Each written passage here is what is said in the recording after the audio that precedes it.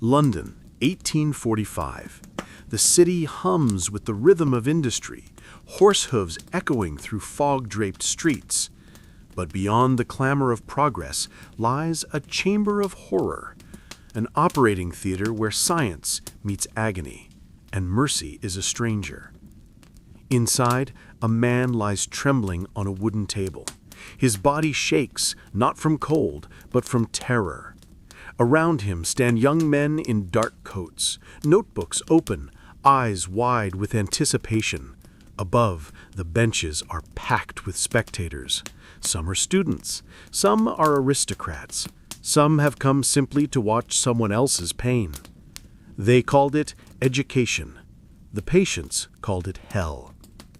In the age before anesthesia, surgery was a race against time. There was no chloroform, no ether, only the raw endurance of flesh. Surgeons were measured not by precision, but by speed. The faster the knife, the better the chance the patient might survive the agony long enough to see another sunrise. One man embodied that brutal art, Robert Liston, known across London as the fastest knife in the West End. He could amputate a leg in under 30 seconds. His movements were a blur. Knife, saw, stitch, done. He saved lives by stealing time from pain itself. But even legends bleed, and Liston's fame carried shadows. In one infamous operation, his speed became a curse. The patient died of shock. His assistant died of infection. And a spectator, an unlucky bystander, bled to death after Liston's blade sliced through his coat. 3 deaths from one surgery? History remembers it as the only operation with a 300% mortality rate. Yet the crowds kept coming. Every cut, every scream was a lesson. Students scribbled notes as blood splattered their boots. They cheered a clean amputation like a sporting victory. The operating theater was not a place of healing. It was a performance, half science, half spectacle. In the audience, one could smell it, the sharp sting of carbolic acid, the sour scent of sweat, and beneath it all, the thick copper tang of blood. There were no gloves, no sterilized instruments. Surgeons wiped their hands on their aprons, stained stiff with the dried remains of previous patients. To them, dirt was the mark of experience. The dirtier the coat, the greater the prestige. Infection was not yet a concept. The invisible world of germs still lay hidden beyond human understanding. When the operation began, silence fell. The patient's breath turned to gasps, then screams, then nothing at all. The crowd exhaled as the surgeon raised his crimson-streaked hands, victorious once more. Outside, the streets of London carried on, oblivious to the horror that had unfolded just beyond the hospital doors. For the poor, surgery was a last resort. A man might sell his only coat, or a mother her wedding ring, to pay for a chance at survival. But for many, the knife brought not relief, but infection, fever, and death. Hospitals were places of dread, where one went to be cut open, not to be cured. Still, amid the blood and chaos, there were whispers of change. A few dreamers began to wonder, what if pain could be silenced? What if the body could sleep through the knife? Across the Atlantic, experiments with ether and nitrous oxide were beginning to show promise. And in the dark halls of Victorian London, rumors spread of a miraculous new gas that could erase agony. But in these early days, such ideas were met with suspicion, even outrage. Pain, many believed, was divine punishment, something to be endured, not escaped. To dull it was to tamper with God's will. So the surgeons continued their grim ballet. Blades flashed, blood flowed, applause rose, and behind every successful operation lay a dozen failures buried in shallow hospital graves. The Victorian era called itself the Age of Reason, yet in the heart of its medical world beat something far older: rituals of pain, sacrifice, and survival. The theater of blood was both classroom and altar, where science demanded its offerings in human flesh. Tonight, as we look back on that cold wooden table, the echoes remain. The cries of the patients, the scratch of quills, the metallic rasp of a bone saw biting into life itself. Progress would come, but not yet. First, the world would have to learn that saving a life meant more than cutting fast. It meant understanding what pain truly was. And in that grim theater, under the dim gaslight, the lesson had only just begun. In the heart of the 19th century, pain was not merely tolerated, it was worshipped. Victorians believed agony had purpose, that it built character, purified the soul, and drew one closer to God. To suffer was to be human, to escape it was to be sinful. In this world, pain became both punishment and proof of life. Hospitals were sanctuaries of endurance. When the knife touched flesh, patients clenched their teeth, praying that divine mercy would meet them before shock did. Clergymen often stood beside surgeons, urging the afflicted to offer up their suffering, as Christ had done on the cross.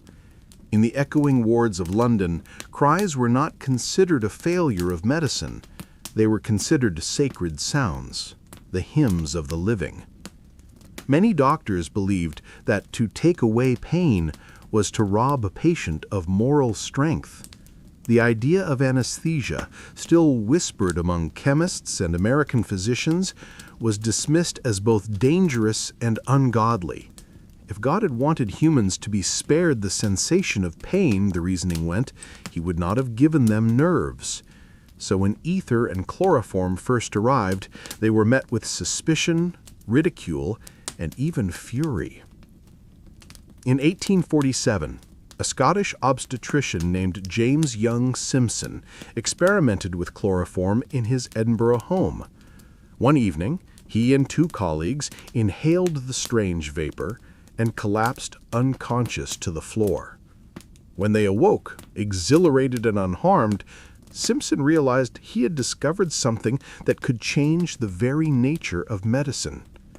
He began administering chloroform to women in childbirth, his reputation growing as quickly as the outrage surrounding him. Religious leaders condemned his discovery.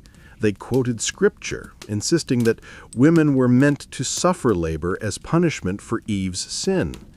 The pain of childbirth, they argued, was divinely ordained, and any doctor who erased it was meddling with the will of God. Yet the women themselves told another story, a story of mercy, relief, and survival. Then came the moment that changed everything.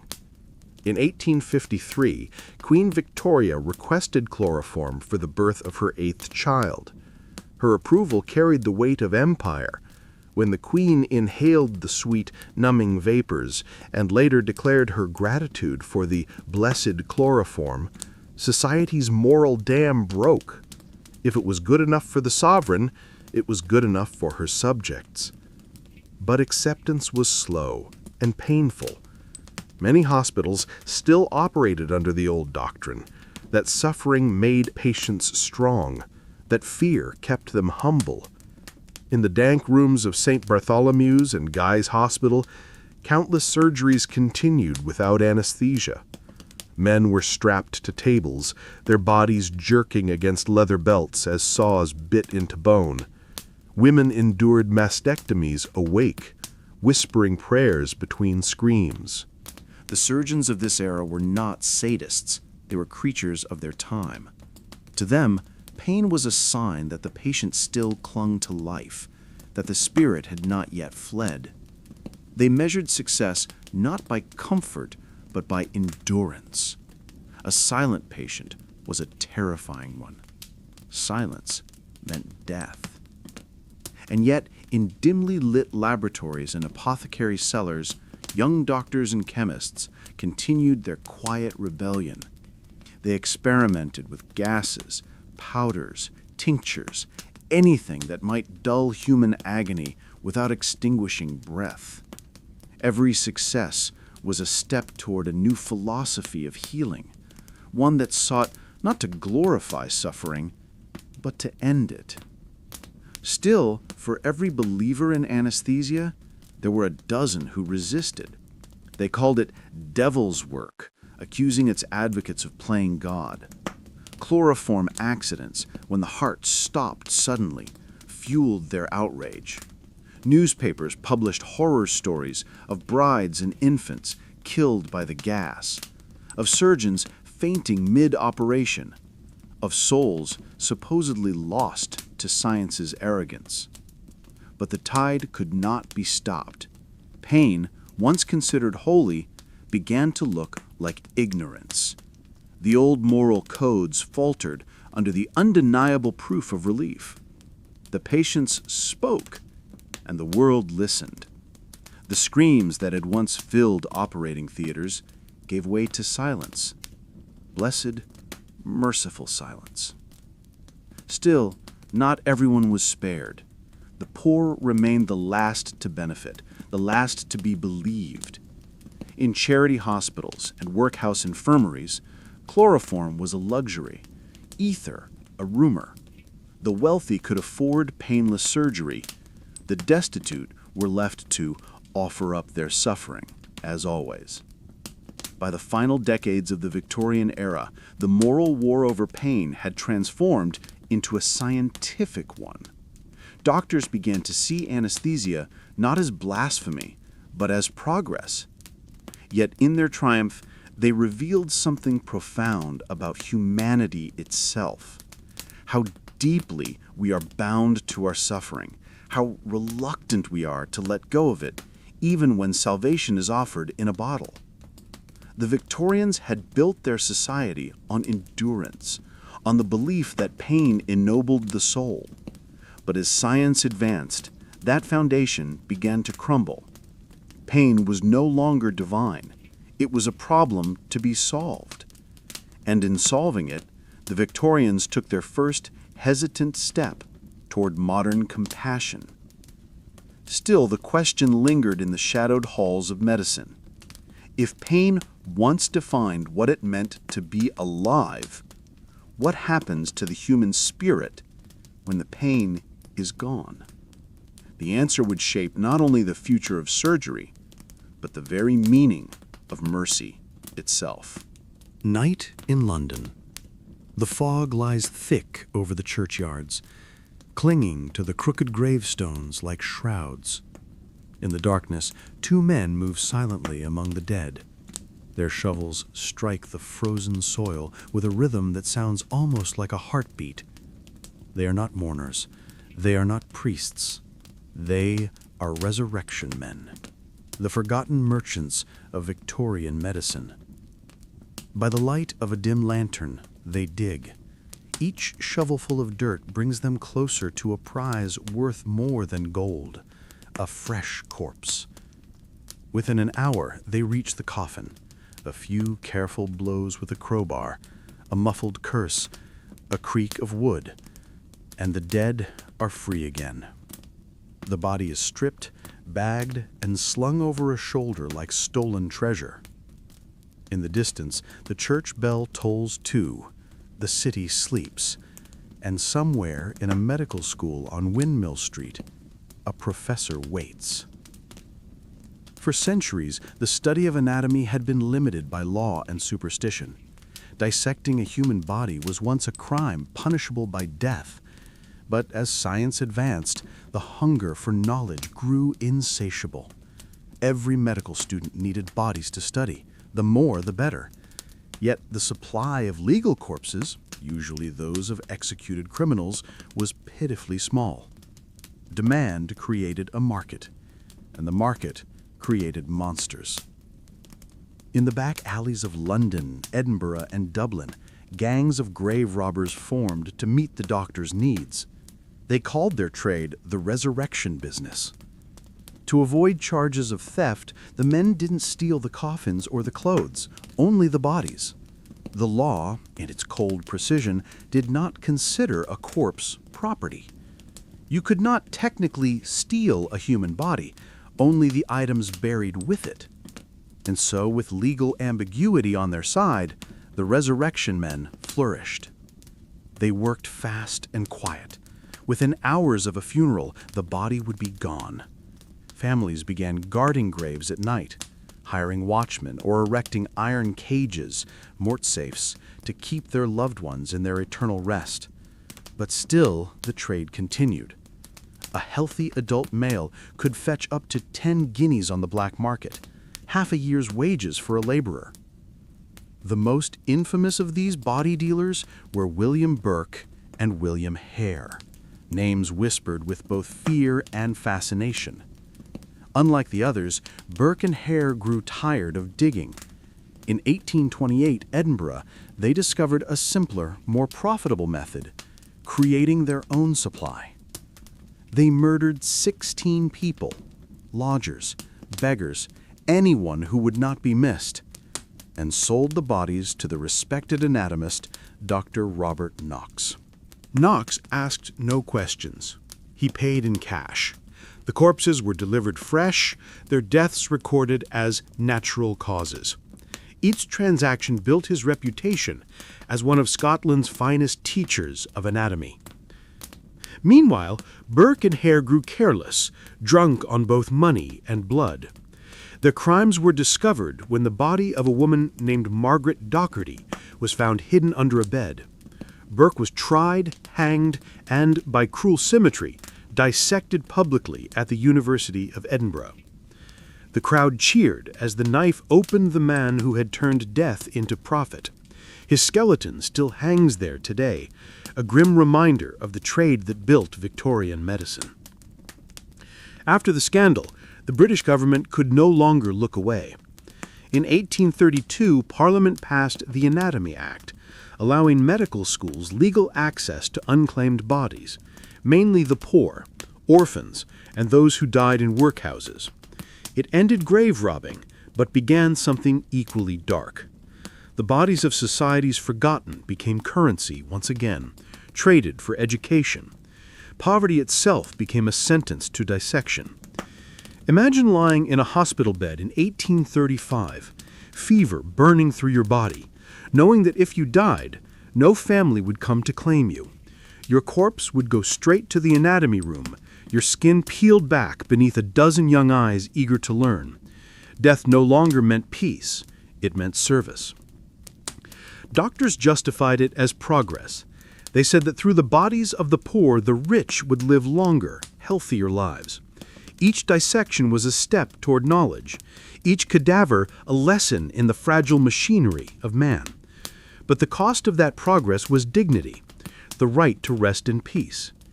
Outside the hospitals, the public's horror only deepened.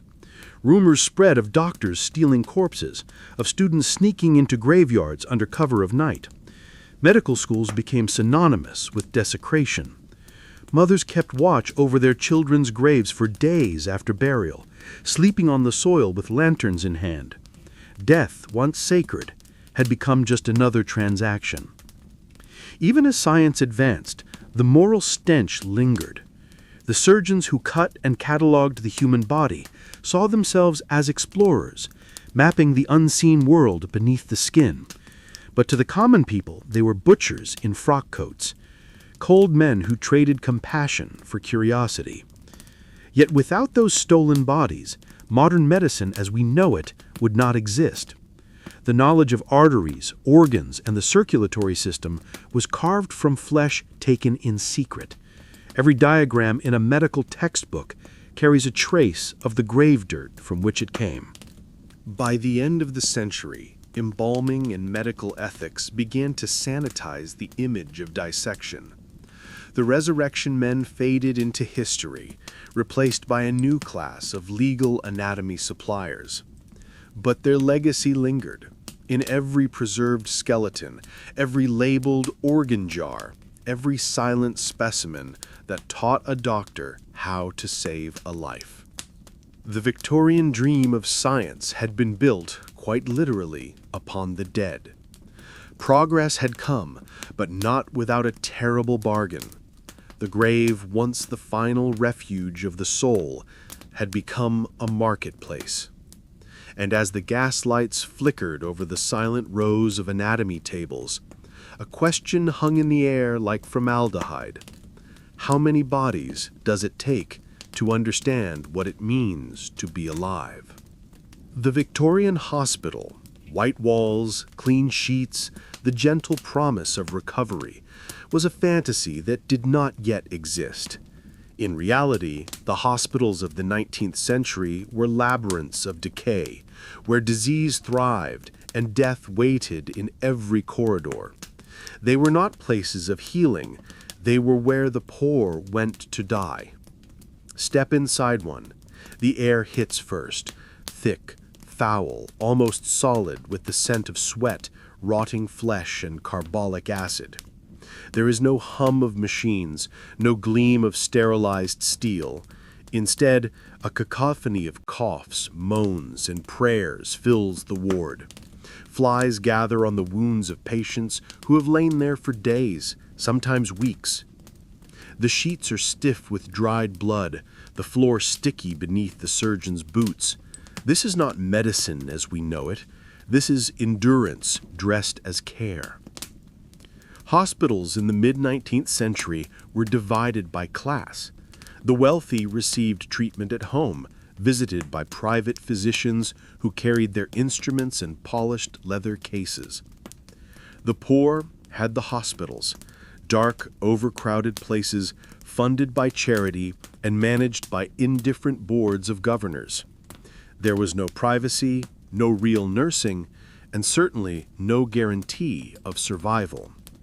If a man entered St. Thomas's or St. Bartholomew's Hospital with a broken limb, there was as much chance he would leave without it or without his life. Infection was the invisible killer. No one yet understood bacteria. Surgeons moved from one patient to another, their hands slick with blood, their instruments unwashed. They would lay down a saw still wet from an amputation to eat lunch and then pick it up again for the next operation. The term sepsis was not yet part of their vocabulary. The word clean meant little more than the absence of visible dirt. After surgery, the wound would be bound tightly with unsterilized linen. The next day, the patient's skin would turn red and hot. Then the fever would come, raging, unstoppable. Surgeons called it hospital gangrene. They didn't know that the very hands meant to heal were spreading death from bed to bed. These places became known among the poor as the gates of suffering. To be admitted was to take one's place in a line between the living and the damned. Visitors entered hesitantly, clutching handkerchiefs to their faces to block the smell. And yet, for the destitute, there was no choice. Without hospitals, they had nowhere else to go. Still, not all were blind to the horror. In 1854, during the Crimean War, Florence Nightingale witnessed the same decay in military hospitals. She saw soldiers dying not from wounds, but from filth. The wards were soaked in blood, the bedding unwashed, rats scurrying beneath the cots. Nightingale brought order to chaos, ventilation, cleaning, records, and most importantly, dignity. Her reforms spread slowly, resisted by the male hierarchy that ruled medicine.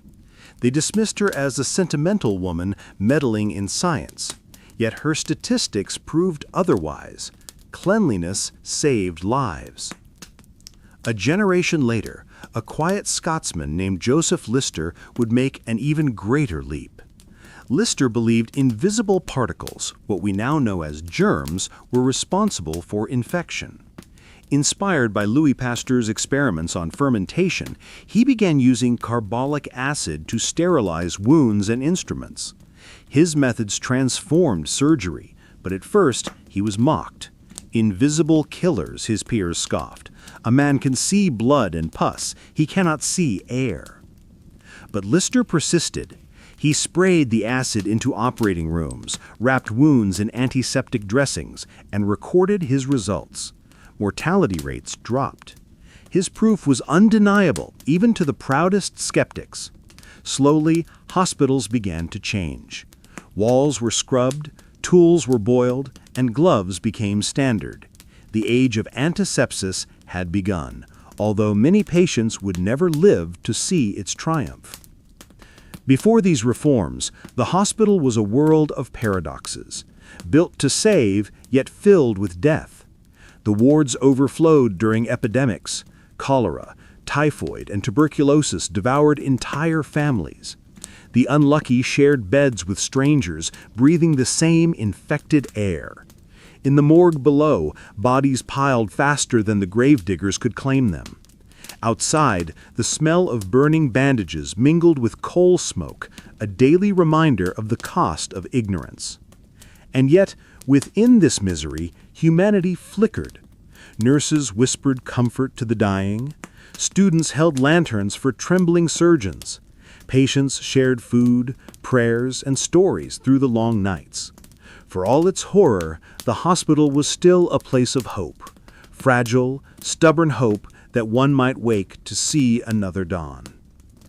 By the late Victorian era, reformers like Nightingale and Lister had dragged medicine from darkness into light.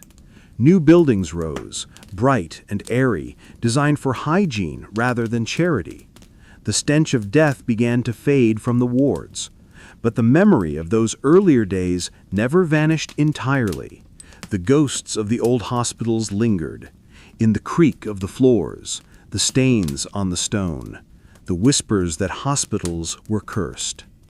The Victorians had begun to learn that compassion was as vital as knowledge, and that cleanliness could save more lives than the sharpest blade. Yet the truth remained. Progress had been paid for in blood. The hospital had transformed from Hellhouse to sanctuary, but only because thousands had suffered within its walls first. Now, when we walk through modern corridors lined with machines and sterile light, we hear none of the screams, smell none of the decay. But if walls could speak, they would tell of the time when medicine was not yet mercy, and every cure began with pain. In the age of empire and enlightenment, the Victorians prided themselves on reason, progress, and moral restraint. But behind the polished facades of London's institutions and the quiet lamplight of university laboratories, another world was taking shape, one of secrecy, obsession, and experiments that crossed the boundaries of life itself. It was here, in the shadowed basements of medicine, that science began to resemble sorcery. Picture the room. Stone walls damp with condensation, the hiss of gas lamps burning low, the faint scent of formaldehyde hanging in the air. A table stands in the center, its surface cold, its instruments gleaming. Glass jars line the shelves, eyes floating in cloudy liquid, malformed fetuses preserved for study, bones tagged with names long forgotten. The Victorian doctor who worked here was not the kindly physician of children's tales. He was part anatomist, part alchemist, and part priest of a new, unsettling faith, that the secrets of God could be revealed through dissection and electricity. The 19th century was drunk on discovery. Microscopes unveiled hidden worlds. Chemistry promised the power to transmute matter. Electricity, the newest miracle, seemed to pulse with the very essence of life. Scientists believed that within its spark lay the key to creation itself. If a current could make a corpse's muscles twitch, could it not also wake the dead? In lecture halls across Europe, public demonstrations blurred the line between experiment and spectacle. The audience would gasp as the surgeon applied electric currents to a freshly dead body. Limbs jerked, eyes flickered open. Sometimes the corpse's chest would heave as though it were breathing. The watchers crossed themselves in fear, whispering prayers. For a brief, terrible moment, it looked as though the soul had returned. One man became synonymous with this gruesome pursuit, Giovanni Aldini, nephew of Luigi Galvani, the scientist who first discovered animal electricity. Aldini traveled from city to city in the early 1800s, demonstrating his techniques on the bodies of executed criminals. In one infamous display at London's Royal College of Surgeons, he attached electrodes to the corpse of a murderer named George Forster. When the current surged, his face convulsed into a ghastly grin, his eyes opened, and his hand rose as if in protest. Several witnesses fled the hall, convinced they had seen a man dragged back from the grave. These experiments did not die with the early century. The Victorian imagination, always drawn to the Gothic and the divine, absorbed them into its very culture. Writers like Mary Shelley transformed rumor into myth, crafting stories where science became horror. Frankenstein was not fantasy, it was prophecy. Behind every fictional monster stood a real man in a real basement, wielding real instruments in the name of knowledge. But the fascination with reanimation was only one face of the madness. In asylums and hidden laboratories, experiments took darker turns. Doctors claimed they were studying the mind, but their methods were more akin to torture. The insane were subjected to cold baths, electrical shocks, and sensory deprivation. They were spun in chairs until they vomited, starved to test moral improvement, or locked in isolation for weeks. Such cruelty was often justified as science's necessary shadow. If pain revealed truth, then suffering was simply another tool. Others turned their attention to the limits of anatomy itself. Vivisection, the dissection of living animals, became a common practice. Researchers sliced open dogs, rabbits, and monkeys without anesthesia to study the beating heart, the firing nerve, the living organ. To question it was to risk one's career. To protest it was to be labeled sentimental. Even Queen Victoria herself, an animal lover, was horrified when reports of vivisection reached the press. Yet the law protected the experimenters. There were stranger stories still, rumors whispered through medical schools and taverns. Tales of scientists preserving heads in jars, attempting to communicate with them through vibrations or chemicals. Others claimed to see faint movement in dissected tissue hours after death, and swore they had glimpsed the soul trying to return. Whether these were hallucinations born of exhaustion or fragments of something darker, none could say. For the public, doctors became both revered and feared. The same men who could save a child from fever might also steal corpses or test unproven tonics on the poor. The Victorian faith in progress was haunted by its own reflection, the terror that knowledge might corrupt, that curiosity might consume compassion. Yet within this grotesque theater of ambition lay the foundations of modern science. The electrical experiments of Aldini would inspire neurophysiology. The chemical tinkering of obscure pharmacists would lead to anesthesia and antiseptics. Even the ghastly vivisections taught doctors to understand circulation, respiration, and the nervous system. But those victories came at a cost. Countless creatures, and not a few humans, were sacrificed in the pursuit of understanding. Their names are forgotten, their pain erased, their bodies dissected and discarded. The basements where it all happened have long since been sealed or rebuilt, but sometimes, in the archives of old hospitals, a faint odor of formalin still lingers, a ghost of the past that refuses to vanish. The Victorians wanted to know everything. How the body moved, how the heart beat, how the mind broke. They chased the divine spark that separated life from death. In doing so, they blurred the border between doctor and God, between healer and executioner. Science had come out of the shadows, but its birth was anything but pure. The basements of the 19th century were not temples of reason, they were crypts of curiosity, echoing with the whispers of the dead. And in those whispers, the modern world first learned that knowledge, once unleashed, can never be buried again.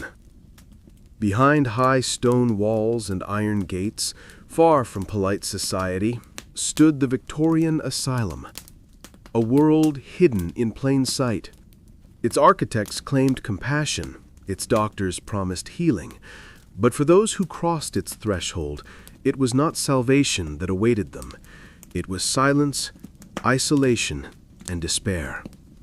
The 19th century saw madness become a matter of science, not sin. The age of reason wanted to classify everything: disease, crime, even grief. No longer the province of priests or shamans, insanity became a medical problem to be studied, catalogued, and controlled. And so, across Britain and Europe, asylums rose like monuments to progress. At first glance, they were magnificent: brick palaces with clock towers, sweeping lawns, and bronze staircases. Their names spoke of hope: Bethlehem Royal Hospital, Colney Hatch, and Hanwell Lunatic Asylum. But beyond the gates, the beauty ended. The air changed, the light dimmed, doors locked behind you with a sound that felt final. For many, entry into an asylum was not by choice. A husband might send a wife for hysteria. A daughter might be committed for moral weakness. A servant could be locked away for simply being inconvenient. Madness in the Victorian age was elastic, a diagnosis shaped by class, gender, and obedience. A woman who spoke too loudly, read too much, or refused her husband could be labeled insane. A pauper who protested his wages might be declared delusional. Inside, the treatments were a language of control disguised as care. The first method was isolation. Patients were separated from family and the outside world, believed to be protected from the chaos that caused their madness. But isolation quickly became imprisonment. The walls echoed with unanswered cries. Some patients spent decades without sunlight, their names erased from the world beyond. Then came the cold bath. Doctors believed that sudden shocks to the body could restore the mind. Patients were plunged into icy water and left there until their screams subsided. Some were wrapped in cold, wet sheets that tightened as they dried, pressing against the chest until breathing became agony. The idea was to quiet restlessness. In truth, it was punishment, a means to subdue the uncontrollable. There were the rotating chairs, invented by Dr. Erasmus Darwin, which spun patients hundreds of times in minutes, forcing them into nausea and collapse. Others were locked in tranquilizer chairs, wooden thrones with straps and iron bars to hold the head in place. The patient would sit motionless for hours, sometimes days. If they fell silent, the doctor would call it improvement. The most infamous asylum of all was Bethlehem Royal Hospital, known to the world as Bedlam. Founded centuries earlier, by the Victorian era, it had become a spectacle of misery. Londoners paid admission to gawk at the inmates. They watched men claw the walls, women laugh uncontrollably, others whispered to ghosts only they could see. The hospital profited from the public's curiosity, turning madness into theater. By mid-century, reformers began to take notice. Dr. John Connolly at Hanwell introduced the non-restraint movement, banning chains and manacles. He believed that kindness and conversation could heal more than cruelty ever had. His methods were revolutionary, yet controversial. Other physicians dismissed him as naive, arguing that the mad could not reason and must be controlled by force. The truth lay somewhere in between. For every humane experiment, 100 others descended into torment. Early electrotherapy, passing current through the skull, was tested without understanding its danger. Moral treatment demanded absolute obedience. Patients who resisted were punished with starvation or confinement. Even silence was mistrusted. A patient who did not speak was called withdrawn. One who protested was violent. There was no way to win. Among the most tragic were the women. Diagnoses like female hysteria became a convenient label for behavior that defied expectation. Doctors attributed it to the womb, prescribing treatments that ranged from isolation to forced hysterectomy. Some women entered asylums for postpartum depression, others for grieving too long. Their suffering was called madness. Their pain became a case study. By the 1870s, the asylums were bursting. Designed for hundreds, they held thousands. Overcrowding turned neglect into cruelty. Patients slept on straw, washed in the same basins, ate from shared spoons. Disease spread faster than compassion. Inmates who died were buried in unmarked graves on the asylum grounds, their names replaced by numbers in dusty ledgers. And yet, even in these halls of despair, flickers of humanity persisted. Some nurses offered comfort, reading to patients or sitting quietly by their beds. Others risked their jobs to smuggle letters to families, to remind the forgotten that they were still remembered. These small rebellions were acts of mercy in a place that had none. By the end of the century, a shift began. The growing field of psychology whispered new words: mind, trauma, memory. Reformers exposed abuses, governments investigated. Slowly, chains gave way to therapies and darkness to understanding. But progress moved painfully, unevenly, leaving generations scarred. The asylums, those grand institutions of healing, became monuments to human arrogance, the belief that the mind could be measured, corrected, or erased by force. Some still stand today, their facades crumbling under ivy. Walk their corridors and you can almost hear the echoes, the splash of water, the rattle of keys, the soft hum of a lullaby meant to calm the broken. The Victorians believed they were saving souls from madness, but in truth, many were lost inside the very walls built to contain them. And so the asylum became both a mirror and a warning, a reflection of how easily compassion can turn to cruelty when control is mistaken for care. The Victorians trusted their doctors, their chemists, and their medicine bottles, but they shouldn't have. For in the glittering age of empire, when progress was the new religion, poison hid in plain sight. It lurked behind the glass counters of apothecaries, disguised as healing. It was swallowed with hope and sold with charm. The streets of London were lined with pharmacies, each promising miracles: tonics for nerves, powders for beauty, elixirs for eternal youth. In ornate glass bottles with golden labels, they shimmered like magic. And yet inside those bottles lay death: arsenic, mercury, lead, and opium blended with sugar and sold to the desperate. The Victorians called them patent medicines. The poor called them salvation. There was no regulation, no testing, no oversight. Anyone with a recipe and a flair for persuasion could sell a cure.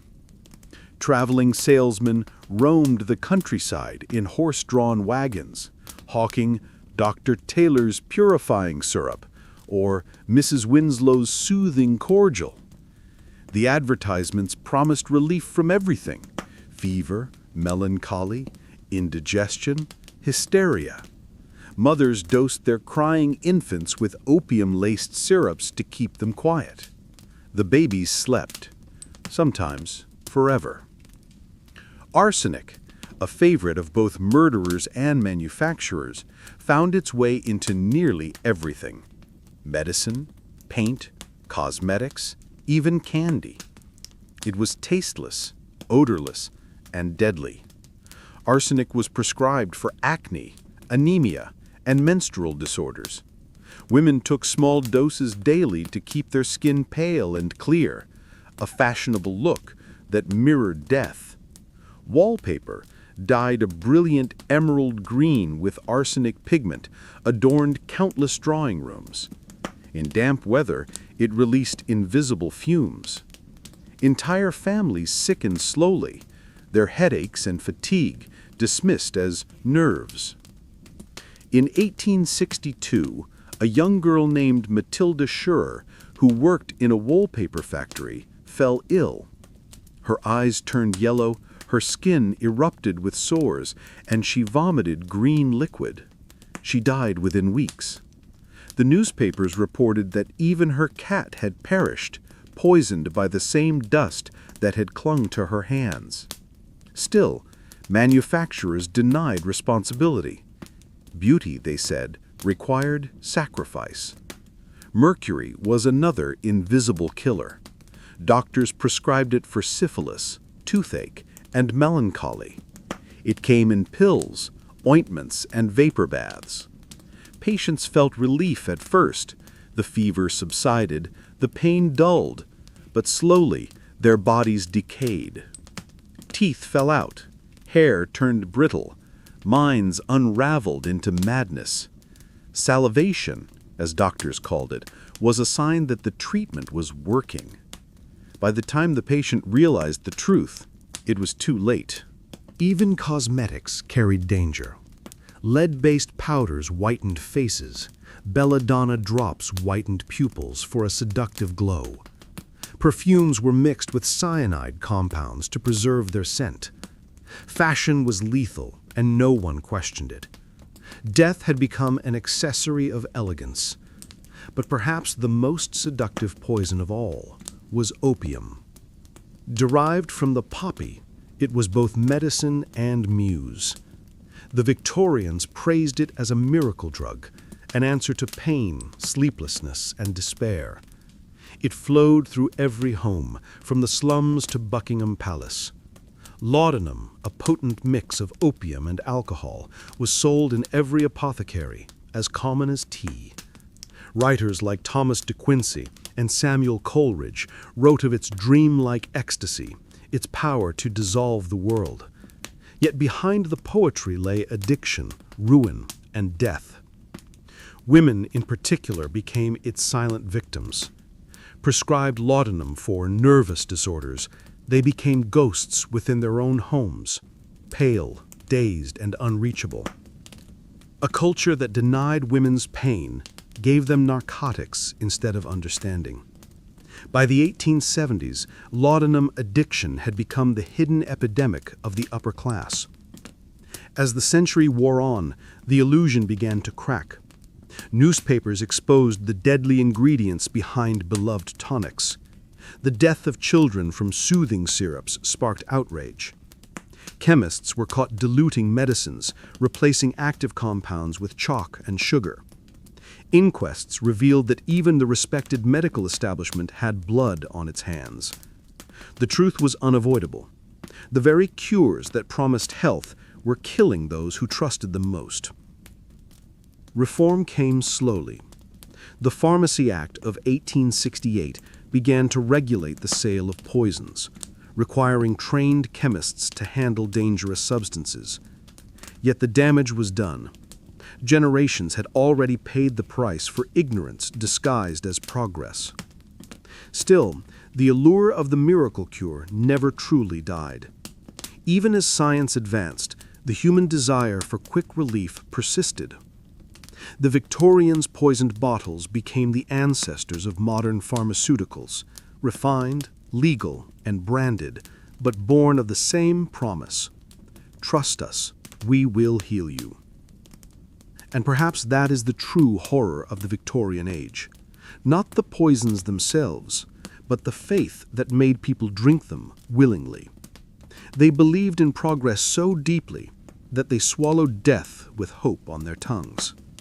In every sparkling vial and every sweet-smelling syrup, the same truth waited quietly beneath the label. In the wrong hands, medicine and murder are often the same thing.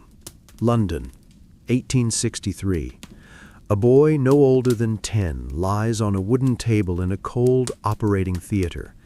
His body trembles, his eyes wide with terror. Around him, men in long coats whisper and prepare their instruments. Scalpels, clamps, and bone saws laid out in neat rows. There is no mother's hand to hold, no comfort to be offered. He is a charity patient, an orphan, and he will not be given chloroform. The doctors want to observe the pure reaction of pain. This was the dark heart of Victorian medicine, the world of children treated as subjects rather than souls. In an age obsessed with progress, innocence was often the first casualty. Hospitals for the poor overflowed with the young. The Industrial Revolution had filled cities with orphans, children of factory accidents, of disease, of poverty. Philanthropists built orphan asylums and foundling hospitals, but behind their benevolent facades, these institutions became laboratories. The bodies of the poor and the voiceless provided endless opportunities for study. In the wards of Great Ormond Street and St. Bartholomew's, doctors prided themselves on advancing pediatric surgery. Yet their methods were crude, their ethics non-existent. Operations were performed without anesthesia to observe natural pain responses. Small bodies were cut open to test new instruments or to perfect surgical technique. Children too weak to scream were considered ideal cases. Their suffering was described clinically in journals, detached and precise. The subject endured the procedure quietly. Hospitals published these studies proudly. Pain was proof of vitality, survival meant success. Death was simply an unfortunate outcome. Elsewhere, in orphanages and charity schools, medical experimentation wore the mask of care. Physicians tested vaccines, serums, and feeding regimens on children who could not refuse. Smallpox inoculations gone wrong disfigured faces. Contaminated milk substitutes caused epidemics of rickets and scurvy. Yet society praised these doctors as heroes of science. For many poor children, the line between patient and cadaver was perilously thin. After death, their bodies were handed over to anatomy schools under the Anatomy Act of 1832. Few received proper burials. Their bones and organs became teaching tools, their names erased, their existence reduced to a specimen number in a ledger. Even those who survived bore scars. A boy with a clubfoot might be restrained for weeks in a metal brace, his leg twisted daily in the name of correction. Children with spinal deformities were suspended by the neck on pulleys to straighten the posture. The theory was simple. If pain could change the body, perhaps it could cure it. In private clinics, wealthy families subjected their own children to different torments. Fears of moral weakness or nervous disorders led doctors to prescribe treatments that bordered on torture. Ice baths, electrical shocks, purgatives, and starvation diets. The era's fascination with discipline blurred into cruelty. Childhood was not a sanctuary, it was a proving ground. The Victorians romanticized children in literature, angelic, pure, symbols of hope, while in medicine they were dissected, measured, and studied as curiosities. The contradiction defined the age. Sentimental in art, merciless in practice. Yet amid the darkness, a few voices began to rise in protest.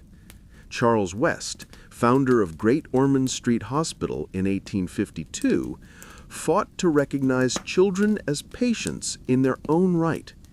He argued that they felt pain as deeply as adults and deserved tenderness, not testing.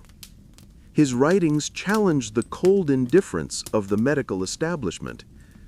Others, like Florence Nightingale, called for compassion in pediatric care, emphasizing hygiene, warmth, and emotional comfort. Their efforts planted the first seeds of modern pediatrics. Slowly, the notion of the child patient evolved, from object to individual, from test subject to person deserving of mercy. By the late Victorian era, anesthesia became more common in children's surgery, and new ethics began to take shape. Still, for thousands of nameless little ones, the change came too late. In the archives of old hospitals, the records remain. Brief, clinical, heartbreaking. Male, aged 7. Subject expired after procedure. No mention of family, no name, just an entry in a ledger of progress. Today, when a child is anesthetized before surgery, when pain relief is automatic and compassion expected, it is easy to forget how recently that mercy was won. Every sterile scalpel and gentle hand carries the weight of that history. The Victorians believed that knowledge required sacrifice. They were right, but they never asked who should pay the price. In the end, it was the smallest among them, the orphans, the forgotten, the voiceless, who bore the wounds of discovery. They taught medicine its most painful lesson, that healing means nothing without humanity. Behind the lace curtains and polite whispers of Victorian respectability lay a truth so cruel it was almost unspeakable. Women's bodies were battlegrounds. To the men who ruled medicine, they were mysteries to be solved, instruments to be adjusted, machines to be studied. The female body was dissected not only in anatomy halls, but in the name of control, purity, and progress. The 19th century called itself the Age of Reason, yet its medicine treated women with superstition. The concept of female hysteria, a diagnosis as old as antiquity, flourished in new scientific disguise. Doctors believed that the uterus itself could cause madness, that it wandered through the body like a mischievous creature, upsetting the mind and nerves. A woman who cried too often, spoke her mind, or showed desire might be labeled hysterical. The cure, whatever the doctor decided. In the great hospitals of London, Paris, and New York, experimentation on women became commonplace. Poor women, prostitutes, and enslaved women were considered ideal subjects, compliant, disposable, and easily silenced. Consent was not sought because it was not imagined to be necessary. A doctor's curiosity outweighed a patient's suffering. One name looms large in this grim history: Dr. J. Marion Sims, celebrated as the father of modern gynecology. In the 1840s, Sims conducted experimental surgeries on enslaved women in Alabama, attempting to repair vaginal injuries caused by childbirth. His subjects, Anarcha, Betsy, Lucy, and others, were operated on repeatedly without anesthesia. They screamed, fainted, and bled, but their pain was dismissed as immaterial, their consent irrelevant. Only when Sims perfected his technique did he apply it to white women, this time under the comfort of chloroform. To Victorian society, Sims was a hero, a man of science. Statues would later be raised in his honor. His victims' names would be buried in the footnotes of history. But he was not alone. Across Europe, female patients were subjected to gynecological research that blurred into brutality. Surgeons performed oophorectomies, the removal of ovaries, to treat hysteria or nervous exhaustion. Women were told that their moods, passions, and intellects stemmed from disobedient organs. To control the body was to control the mind. Thousands underwent these procedures, often without consent, often to cure the behavior their husbands or fathers found unseemly. In Paris, Dr. Jean-Martin Charcot turned female suffering into spectacle. At the Salpêtrière Hospital, he gathered women diagnosed with hysteria, most of them poor, and used hypnosis, electrical shocks, and public demonstrations to study their convulsions.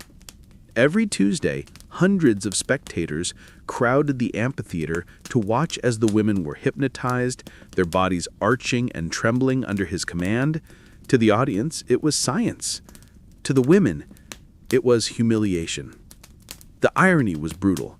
The same society that demanded female modesty stripped women bare in the name of medicine. Their privacy was an obstacle, their pain a necessary price.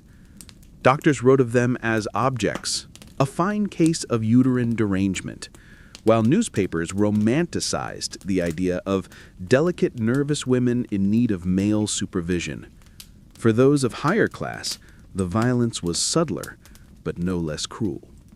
Middle and upper-class women were diagnosed with neurasthenia, a vague exhaustion thought to come from too much reading, too much thinking, too much emotion. The prescribed treatment was the infamous rest cure. Pioneered by Dr. Silas Weir Mitchell, it demanded absolute inactivity. Women were confined to bed for weeks or months, forbidden to write, read, or even talk for long. Their diet was controlled, their bodies massaged by nurses, their minds starved of stimulation. Mitchell claimed the cure restored femininity. His patients called it imprisonment. One of them, the writer Charlotte Perkins Pillman, would later immortalize her ordeal in The Yellow Wallpaper, a haunting story of a woman driven mad by forced rest and isolation. Through her, the world caught a glimpse of what the medical establishment refused to see, that women were not sick, they were silenced. By the late Victorian era, the feminist movement began to challenge these abuses. Women doctors like Elizabeth Garrett Anderson and Sophia Jex-Blake fought their way into medical schools, demanding to study and treat their own sex. They exposed the cruelty of male-dominated medicine, arguing that empathy and consent were not weaknesses, but necessities. Still, the change was glacial. For every compassionate reformer, there were dozens of physicians who saw women as living experiments. And so, generation after generation, the pattern endured. Women were bled, purged, probed, and cut in the pursuit of understanding the mystery of their bodies, a mystery that men themselves had created. In the archives of hospitals and medical journals, the language of these experiments remains chillingly detached. The patient tolerated the procedure well. No adverse moral reaction noted. The women are never named, never described beyond their symptoms. They are data points, ghosts of science. But listen closely, and you can still hear them. The whisper of Anarcha's breath as she endures another surgery. The soft sobs of a woman restrained under hypnosis in Paris. The silence of Charlotte Gilman's narrator as she stares at the yellow wallpaper, watching her sanity peel away with the paint. The Victorians prided themselves on progress, yet their medicine revealed their deepest fear, not of disease, but of the female will. To them, control was cure. But every scalpel that silenced a woman's body carved the truth deeper into history, that no science, however advanced, can claim greatness if it forgets compassion. And as the century faded, the women who had been patients, subjects, and victims began to rise as healers themselves. Their vengeance was not in blood, but in knowledge. In every hospital ward where a woman doctor stood, the ghosts of the past finally began to rest. The great Victorian cities rose on ambition and soot, their skies dark with progress and their streets alive with hunger. But beneath the cobblestones, beneath the polished boots and gas lamps, something invisible was waiting, an enemy that thrived in filth, fed on neglect, and turned the empire's pride into pestilence. The 19th century was the age of epidemics. Cholera, typhoid, tuberculosis, names whispered like curses through alleys and tenements. To live in London, Manchester, or Liverpool was to gamble daily with disease. The poor crowded into airless slums, entire families sleeping in one damp room. Human waste flowed through open gutters, mixing with the blood of slaughterhouses and the runoff of factories. The Thames, once a symbol of prosperity, had become a river of death. When cholera first struck Britain in 1831, it moved like lightning. Bodies collapsed in the streets, lips turning blue, eyes sunken, skin ashen. The doctors were helpless. They blamed the air, the miasma theory, the idea that bad smells carried disease. Cities burned incense, spread lime, and built towering chimneys to lift the poison skyward. But the deaths continued, silent and merciless. In the hospitals, patients filled ward after ward. Nurses walked among rows of dying men and women, their bodies dehydrated, their voices barely whispers. Some doctors wept. Others recorded each detail in neat handwriting, trying to bring order to chaos. But the cause remained elusive. The Victorians, for all their faith in progress, could not explain why the cleanest air still failed to save the poor. Then, in 1854, one man decided to look down rather than up. Dr. John Snow, a quiet London physician, doubted the theory of miasma. He believed that cholera traveled not through air, but through water. When another outbreak struck the Soho district, he walked from house to house, marking the deaths on a map. Every dot led him closer to the source, a public water pump on Broad Street. Snow removed the pump's handle. Within days, the deaths stopped. It was one of the first triumphs of modern epidemiology. But even then, many refused to believe him. The idea that invisible germs, not foul air, caused disease was too radical. The medical establishment clung to tradition while the poor continued to die. Elsewhere, tuberculosis, the White Plague, consumed Europe. It was called the Romantic Disease because its victims wasted away beautifully, pale and poetic. Poets, artists, and seamstresses alike coughed their lives into lace handkerchiefs. The disease was everywhere, in parlors, in theaters, in schools. Entire families vanished from the census within a year. The sanatorium became the new purgatory, a place where the dying were sent to fade quietly among the mountains or the sea. Typhoid and diphtheria stalked the cities too, their spread traced not to sin or smell, but to sewage. The Victorians had built magnificent railways and bridges, yet ignored the rot beneath their feet. Only when the Great Stink of 1858 made the Thames unbearable, even to Parliament, did change begin. Lawmakers fled their chambers, the reek so powerful that curtains soaked in chloride of lime could not mask it. Out of that disgust came progress. The visionary engineer Joseph Bazalgette built an immense underground sewer system, channeling waste away from the city, and at last giving London clean water. The new pipes saved tens of thousands of lives, though few realized it at the time. The link between sanitation and survival was still seen as coincidence, not science. But slowly, a new understanding took hold. The discoveries of Louis Pasteur and Robert Koch proved what Snow had suspected. Disease had shape, cause, and logic. The invisible enemy could be seen under a microscope. Even so, fear lingered. Epidemics were not just physical. They were moral, political, and spiritual. Newspapers described cholera as divine punishment for sin. Preachers thundered about filth and virtue. The rich spoke of the fever districts as if the poor carried the plague in their blood. The sick were blamed for their sickness. Yet from the horror came empathy. The rise of public health reformers, men and women like Florence Nightingale, Edwin Chadwick, and Octavia Hill, transformed how society saw disease.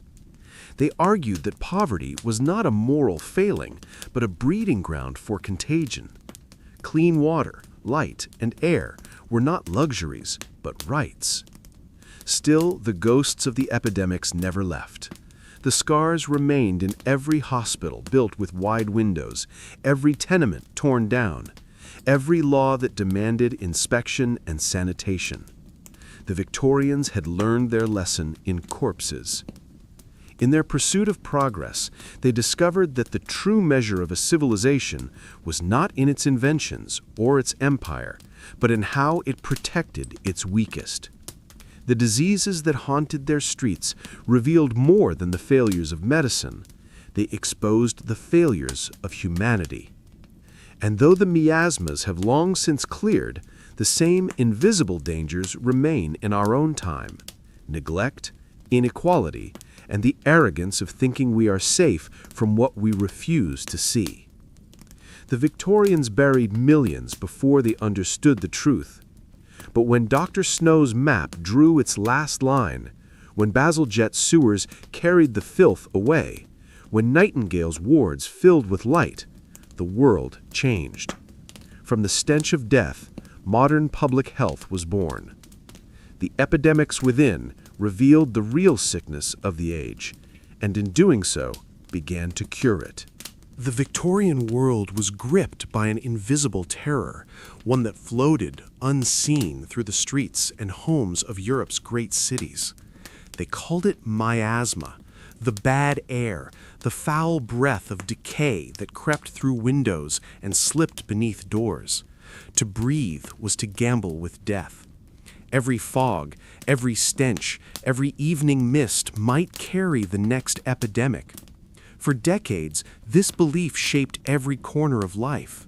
Doctors, politicians, and common folk alike bowed before the miasma theory, convinced that sickness drifted on the wind. The city's very smell became a moral measure. The poor reeked of disease. The wealthy perfumed their homes to keep the vapors at bay.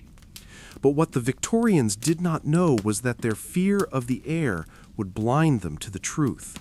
That death did not come from the sky, but from the water below their feet. London, mid-century.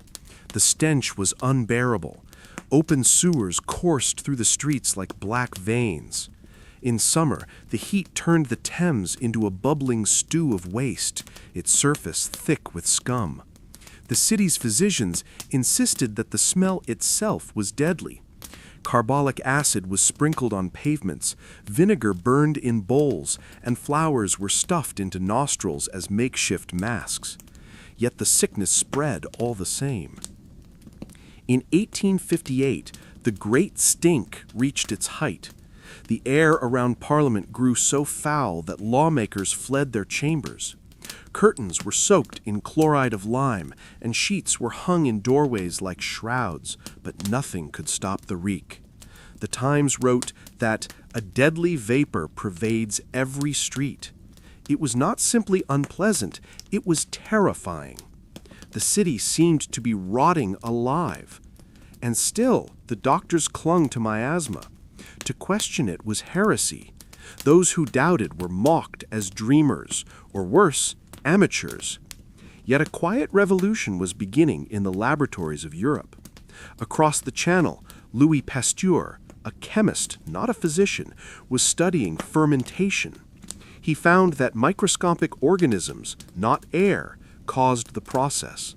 His experiments proved that life came from life, not from spontaneous corruption. The same principle he suspected applied to disease. Illness was not born from bad smells, it was the work of invisible invaders. In Germany, Robert Koch took Pasteur's theories further. Through his microscope, he identified the bacteria behind anthrax, tuberculosis, and cholera. He stained them, photographed them, and showed the world their shape. For the first time, humanity could see its enemies. Each disease had its own signature, its own agent of death. Germ theory was no longer speculation, it was evidence. But the battle for truth was far from won. The old guard of Victorian medicine fought fiercely to protect their beliefs. Germs were invisible, intangible. Bad air could be smelled, feared, and fought. Hospitals and city councils spent fortunes on ventilation systems, while contaminated water continued to flow through the pipes. Even after John Snow's work on the Broad Street pump, many doctors refused to accept that water carried disease. They preferred the safety of tradition over the risk of change. Yet one man embraced both worlds. Joseph Lister, a quiet, methodical surgeon, saw the connection between Pasteur's findings and the infections that ravaged his operating rooms. He realized that the invisible agents in the air and on his own hands were killing his patients.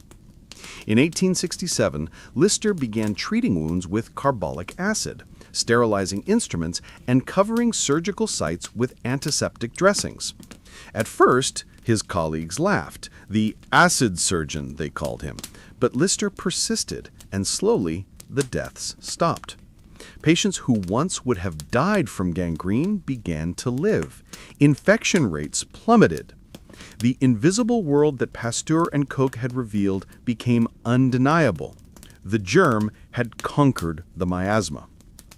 Still, for many Victorians, fear of bad air lingered.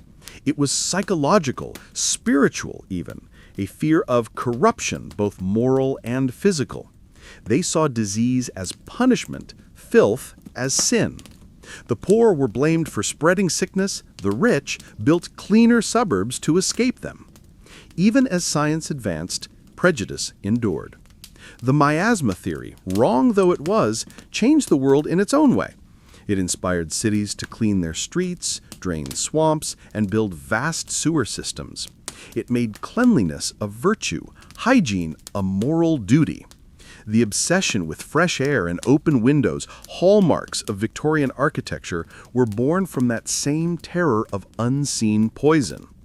Ironically, the wrong theory led to the right reforms, but the true revolution was invisible, microscopic, and unstoppable. The discovery of germs reshaped medicine forever. No longer was disease a curse from the air or a punishment from God, it was a battle of biology. Hospitals began to disinfect, surgeons to sterilize, nurses to wash their hands. Death rates fell, lives were saved. And yet something in the Victorian soul missed the simplicity of miasma. The idea that one could smell death before it struck was almost comforting, a way to see evil coming. Germs offered no such warning. They were silent, unseen, democratic in their cruelty. The air no longer smelled of danger, but danger remained everywhere. By the century's end, the miasma had vanished from science, but not from imagination. The fear of invisible contamination lived on in the rituals of cleanliness, in the scent of antiseptic, in the unease that grips us when someone coughs too close. The Victorians had spent half a century chasing the wrong enemy. Yet in their panic, they built the foundations of public health. The air they feared taught them to wash, to cleanse, to question. And in that paradox lies the legacy of the era, a world that discovered truth through terror and learned that ignorance, not air, was the deadliest poison of all. In the heart of every Victorian medical school stood a chamber of wonders, a museum where the dead were preserved not for mourning, but for study. Glass jars glimmered under candlelight, filled with pale limbs, organs, and faces suspended in amber fluid. Rows of skulls stared from wooden cabinets, each labeled with a neat Latin name.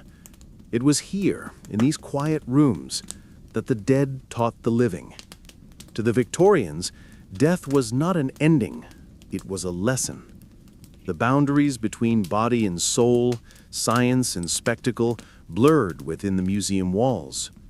Doctors, students, and curious visitors filed past the displays, their shoes clicking softly on stone floors.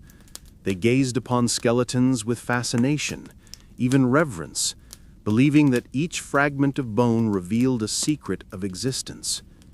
The practice began with noble intent. Anatomical collections helped medical students learn what no textbook could show: the intricate structure of the human body. Every preserved heart, every dissected lung was a monument to knowledge. Surgeons could trace the pathways of veins, the architecture of bones, the mysterious workings of the brain. But somewhere along the way, the purpose of these museums shifted. Curiosity became spectacle, education became voyeurism. London's Hunterian Museum, founded by the surgeon John Hunter, stood as the grandest temple of this morbid devotion. Within its halls lay thousands of specimens: the skeleton of a 7-foot giant, the preserved remains of an infant with 2 heads, the dissected uterus of a woman who had died in childbirth. Hunter himself had been both genius and grave robber, a man who saw the human body not as sacred flesh, but as a map to be conquered. His museum drew students, scientists, and society's elite, people who could not resist the lure of death, safely contained behind glass. Every jar held a story: the laborer crushed in an accident, the prisoner hanged, the woman who died in childbirth, the child whose heart had stopped too soon. Most were poor, many were unclaimed. Their remains were traded, purchased, or stolen for the sake of medical progress. Some had been dissected in the very same hospitals where they once sought healing. To walk through such a place was to step into a silent conversation between the living and the lost. The doctors spoke through their labels and specimens, their handwriting describing diseases in clinical Latin. The dead answered only with their presence. Their faces, distorted by preservation, seemed frozen mid-scream, as if protesting the eternity forced upon them. The Victorian public was fascinated by these museums. Admission was often open to all, and visitors came in droves. Families, lovers, and school children wandered among the jars as if strolling through a zoo. Newspapers praised the displays as educational and moral, proof of science's triumph over superstition. Yet not everyone was convinced. Some saw blasphemy in the dissection of the dead, a desecration of the divine image. Others felt only unease, sensing that the human soul could not be bottled. There was a strange poetry in it all. The Victorians feared death profoundly, yet they surrounded themselves with it. They photographed their dead children, wore hair lockets as mourning jewelry, and visited anatomical exhibitions for entertainment. The body, once sacred, became an object, something to be studied, measured, preserved. But within this obsession lay a kind of reverence too. The dead had become teachers. Their sacrifice, willing or not, pushed medicine forward. Each preserved organ revealed a secret that would save future lives. Pathologists learned to recognize cancer, heart disease, and infection. Surgeons improved their techniques, no longer cutting blindly. The knowledge of anatomy, once shrouded in mystery, became a science of precision. Still, questions of morality haunted these rooms. Could science justify everything? Did the search for understanding excuse the theft of graves, the stripping of dignity? The Victorians rarely asked aloud, but the unease lingered in their art, their literature, their dreams. Mary Shelley's Frankenstein had already warned them what happens when man takes too much from the dead. By the late 19th century, anatomical collections began to lose their glamour. Reformers demanded consent and respect for the deceased. Museums shifted from spectacle to scholarship, closing their doors to casual visitors. Yet the legacy endured. Many of those preserved specimens remain, hidden in vaults beneath universities, sealed in glass as they were over a century ago. When modern doctors and students look upon them, they still feel that ancient mix of awe and guilt. These fragments of the past, skulls, hearts, hands, speak of a time when science learned through transgression.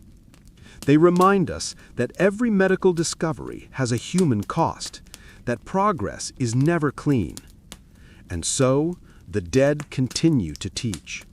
In every operating theater, in every anatomy lab, their silent lessons live on. They remind us that to study life, one must confront death, that to heal, one must first acknowledge what has been lost. The Victorians may have trapped their dead in jars, but they also gave them purpose. Through their mistakes, they built the foundation of modern medicine. The preserved bodies in those dusty halls are not just relics. They are voices, whispering behind the glass. Remember us, learn from us, do better than we did. The Victorian age began with the knife and ended with the microscope. Between those two instruments lay a revolution, a transformation from butchery to science, from agony to understanding. For centuries, medicine had been built on pain, superstition, and guesswork.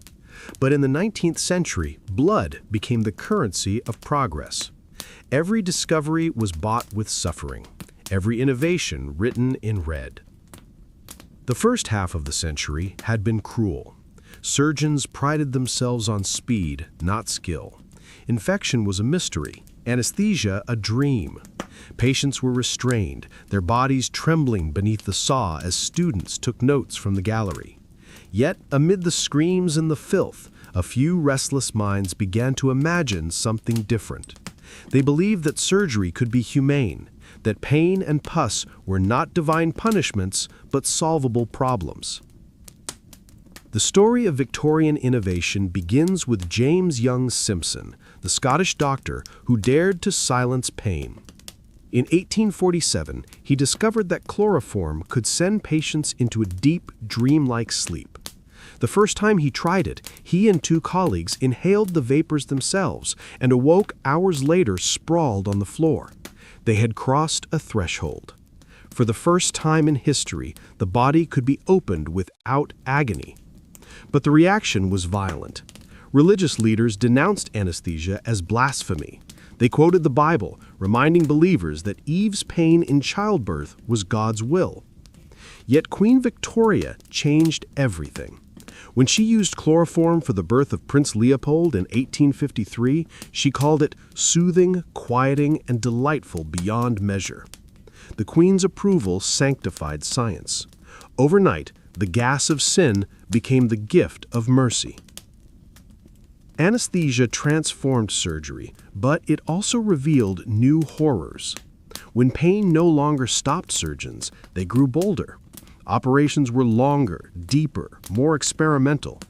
The body was no longer just to be repaired, it was to be explored.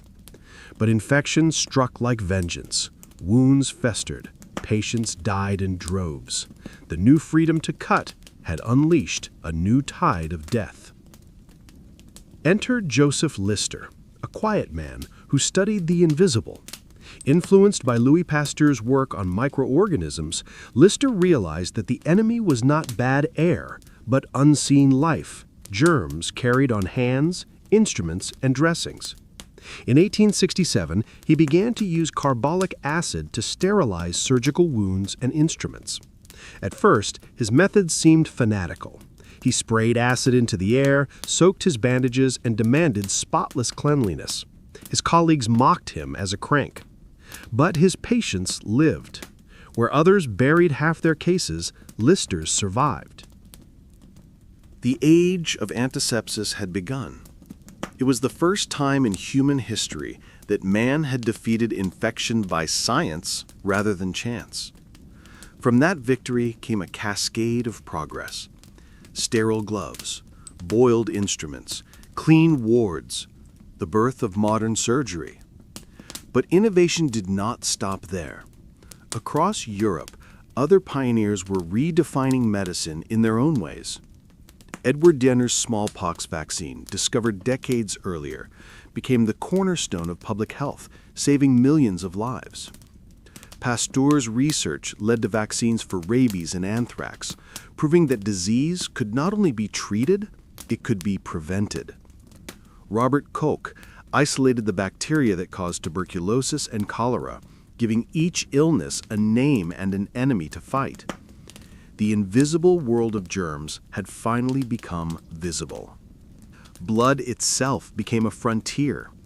Doctors began experimenting with transfusions, studying the movement of life from one body to another. They did not yet understand blood types, and many early transfusions ended in tragedy. But each failure brought knowledge, each death a clue. Slowly, the mysteries of the circulatory system gave way to order, laying the foundation for modern hematology.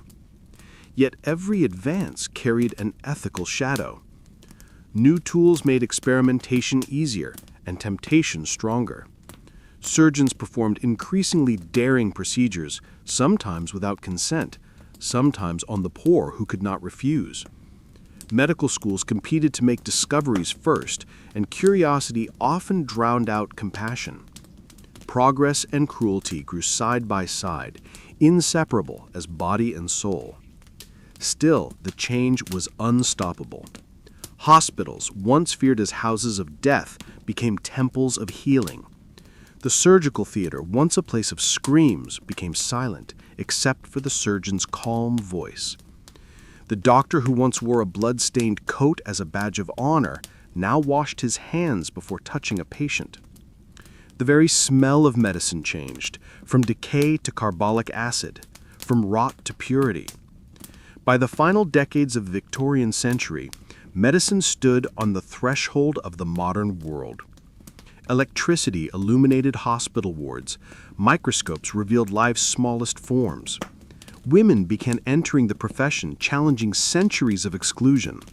Science was no longer the privilege of a few. It was the hope of all. Yet the Victorians, even in triumph, could not escape the ghosts of their past. Every antiseptic bottle, every syringe, every stethoscope carried the echo of those who suffered first. The child strapped to a table, the orphan dissected in a classroom, the woman experimented upon in the name of discovery. They were the silent partners in progress. In the end, the story of Victorian medicine is not just of innovation, but of redemption. From ignorance came understanding, from cruelty, compassion. The same hands that once carved flesh in haste, now stitched with care. The same scalpel that once destroyed became an instrument of healing. Blood had built the modern world, not the blood of war, but the blood of the operating table, the blood of those who gave their bodies, willingly or not, to science. The Victorians called it progress. We might call it penance. And so, as the century closed, the red tide of pain receded, leaving behind something purer, something fragile, the belief that humanity could heal itself, not through faith or fear, but through knowledge hard-won and dearly paid for. As the 19th century drew toward its close, the Victorian world congratulated itself on its triumphs. The scalpel was cleaner, the pain subdued, the germs understood. Hospitals shone with whitewashed walls and antiseptic light. Science had conquered suffering, or so it believed. Yet beneath the polished brass and progress reports, a quiet unease began to stir. What price had been paid for all this knowledge? For decades, the advancement of medicine had relied on the powerless, the poor, the imprisoned, the voiceless. Their bodies had been used as tools, their pain dismissed as collateral. Now, as science grew bolder, its hunger for discovery only deepened. The question that haunted the final years of the century was no longer, what can we do, but what should we do? In lecture halls and laboratories across Europe, medical men debated ethics in the same cold tone they used to discuss anatomy. Could one life be sacrificed to save many? Did suffering lose its meaning if it served the greater good? Some argued that progress required courage, that morality must bend to science. Others warned that knowledge without conscience would destroy the very humanity it sought to heal. One of the first scandals to ignite public outrage came from the laboratories of Cambridge and Edinburgh, where vivisection, the cutting of living animals, became common practice. Scientists claimed that to understand physiology, they had to witness life in motion, the beating heart, the firing nerve, the contracting muscle. Dogs and monkeys were strapped to tables, their chests open while still conscious. Newspapers described the scenes in gruesome detail. Protesters gathered outside universities, carrying banners that read, "Mercy for the helpless." Among the protesters was Frances Power Cobbe, a journalist and philosopher who founded the Victoria Street Society, one of the first organizations for animal rights. She argued that the line between animal and human suffering was thinner than scientists wished to admit. Her voice was dismissed as sentimental at first, yet her campaign forced the British Parliament to act. In 1876, the Cruelty to Animals Act was passed, requiring licenses for experiments and placing new moral boundaries on science. It was the first time the state acknowledged that knowledge itself could be dangerous. But while animals gained a measure of protection, human subjects did not. In asylums and hospitals, experiments continued under the guise of treatment. Surgeons tested new drugs on patients who could not consent. Physicians infected prisoners with diseases to study their progression. Medical journals published results without shame. The poor remained the foundation of research, their suffering anonymized into data. In 1892, a quiet storm brewed at Guy's Hospital in London. A surgeon had experimented with new antiseptics on patients recovering from amputations.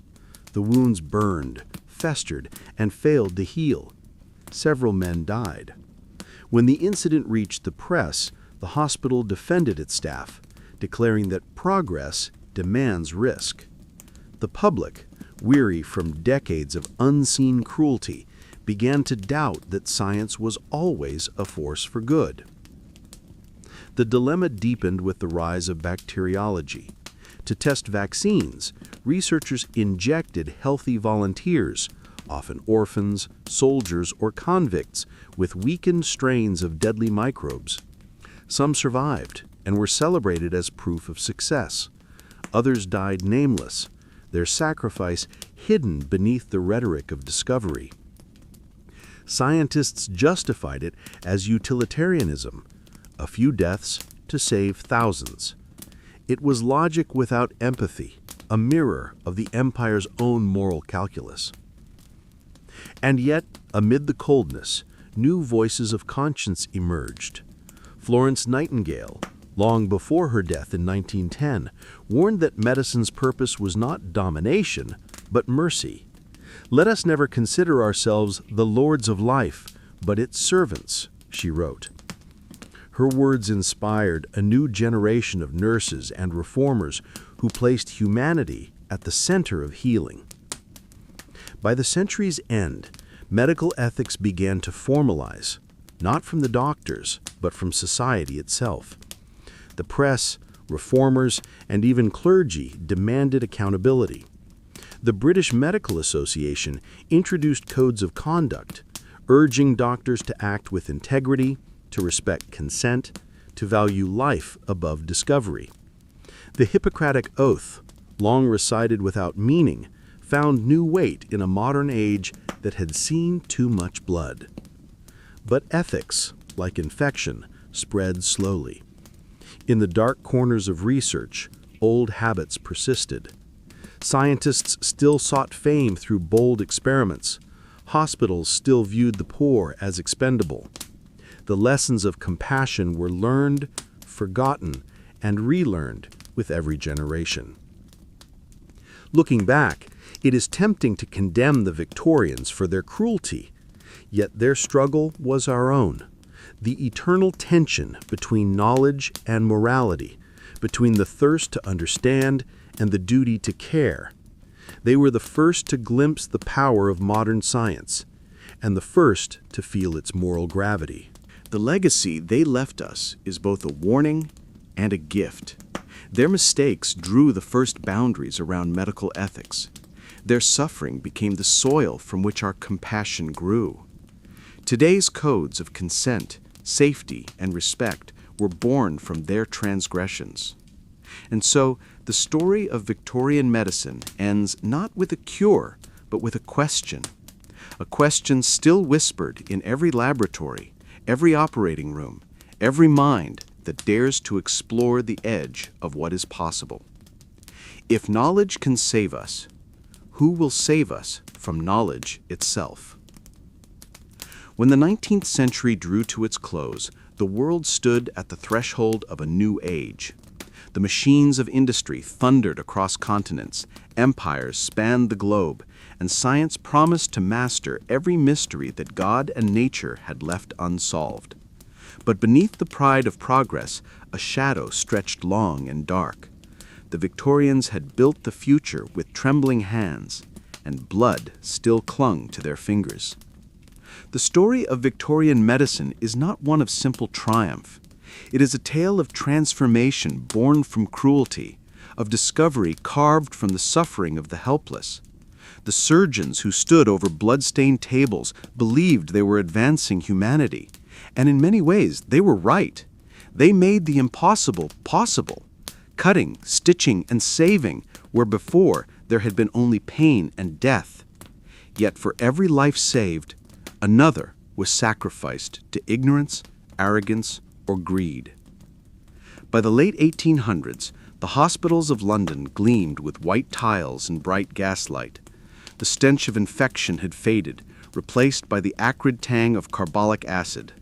Chloroform hissed softly through glass masks, sending patients into dreamless sleep. The world had changed. But if one listened closely, in the quiet hum of the operating theater, one could still hear echoes of the screams that had built it. The ghosts of those who suffered lingered in every ward. The poor dissected for study, the women experimented upon in the name of morality, the children who became test subjects for ambition. Their stories were buried under the language of progress, advancement, discovery, necessity. History remembers their doctors' names, but forgets their own. Yet it was their pain that forced compassion to evolve. The Victorians, for all their cruelty, taught medicine its most important lesson, that knowledge without empathy is just another form of violence. Out of their errors came the modern conscience. The same century that cut without mercy gave birth to the idea of the patient's rights, to anesthesia, to antiseptics, to hygiene, to healing guided by humanity rather than hubris. It was a paradox of their time, that through horror they found hope. The knife that once divided flesh now stitched wounds closed. The bottle that once held poison began to hold cures. Hospitals that had been houses of death became sanctuaries of life. The same Victorian age that birthed the body snatcher and the vivisectionist also produced the nurse, the reformer, and the scientist who looked through the microscope not for power, but for truth. But progress was never free. Each advance was a bargain struck between compassion and cruelty, between the need to know and the cost of knowing. Every antiseptic drop that saved a life carried the memory of the lives lost before it. Every clean hospital corridor was paved with the suffering that demanded its existence. And perhaps that is the enduring lesson of the era, that human progress is not a straight path upward, but a spiral, forever circling the same questions. How far will we go? How much will we risk? When does discovery become desecration? The Victorians could not have known that their hospitals would one day give birth to miracles they could scarcely imagine. Blood transfusions, transplants, antibiotics, vaccines. Nor could they have foreseen that their mistakes would become warnings etched into the ethics of modern medicine. We remember their brilliance, but we must also remember their blindness. In their pursuit of science, they sought to master life. In their arrogance, they forgot that life is not meant to be mastered, it is meant to be respected. They believed they were marching toward enlightenment, yet often they were walking deeper into the dark. Still, from that darkness came light. From their errors, wisdom. From their cruelty, compassion. And so when we look at the world they built, the hospitals that heal, the vaccines that protect, the surgeries that save, we should remember not just the doctors and inventors, but the forgotten ones, whose bodies and pain made these miracles possible. For progress, in the end, is not measured by what we discover, but by what we remember. The blood has long since dried, the theaters are silent, and the smell of ether has faded. But the lesson endures, carved deep into the soul of medicine, that every cure carries a cost, and that the true measure of healing lies not in knowledge or power, but in mercy. The Victorians gave us modern medicine, but at a price only the dead can fully count.